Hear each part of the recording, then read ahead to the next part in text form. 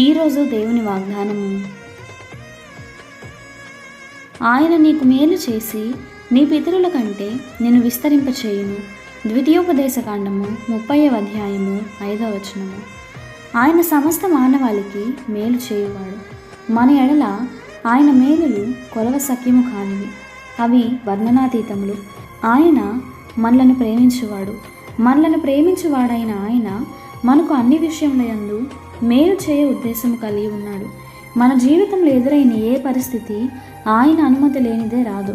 అలాగే మనకు ఏమి జరిగినా ఆయన అనుమతి లేనిదే జరగదు. మనకు జరుగునవన్నీ మన మేలు కొరకే సమస్తము సమకూడి జరుగుచున్నవి.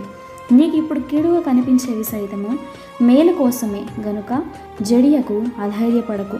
నిన్ను కాయుటకు నీ దేవుడు నీకు తోడై ఉన్నాడు. నిన్ను కాపాడువాడు కునుకడుగు నిద్రపోడు. నువ్వు తుఫాన్లలో ఉన్నా భయపడనక్కరలేదు. ఎందుకు అంటే దానిని అణిచివేయగల ప్రభువు నీతో ఉన్నాడు. నువ్వు హీన స్థితిలో ఉన్నా భయపడ అవసరం లేదు. శ్రీమంతుడైన నీ తండ్రి నీకు తోడుగా ఉన్నాడు. నువ్వు బెదిరింపులకు ఎవరైనా ఏమైనా చేస్తారని భయపడవలసిన అవసరం లేదు. సర్వాధికారి నీతో ఉన్నాడు. నీకు తోడున్నవాడు ఘనుడు. ఆయన నిన్ను తగిన కాలమును హెచ్చించినట్లు ఆయన బలిష్టమైన రెక్కల క్రింద దాగి ఉండు.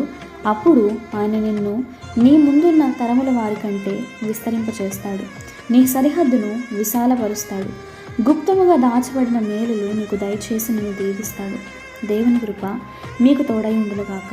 ప్రార్థన. దేవా, నీ వాగ్దానములకై నీకు వందనాలు. అయ్యా, నా ఎడల నీవు చేసిన మేలులు బహు గొప్పవి. వాటిని బట్టి నిన్ను స్తుతిస్తూ ఉన్నాను. నువ్వు నా మేలు కొరకే సమస్తము సమకూర్చి జరిగించుచున్నావని ఎరిగి నేను స్తుతిస్తూ ఉన్నాను. నాకు కీడుగా కనిపిస్తున్నవన్నీ నన్ను నీవు విస్తరింపచేయుటకే అని ఎరిగి నేను సన్నతిస్తూ ఉన్నాను. యేసు నామమున ప్రార్థిస్తున్నాము తండ్రి. ఆమేన్.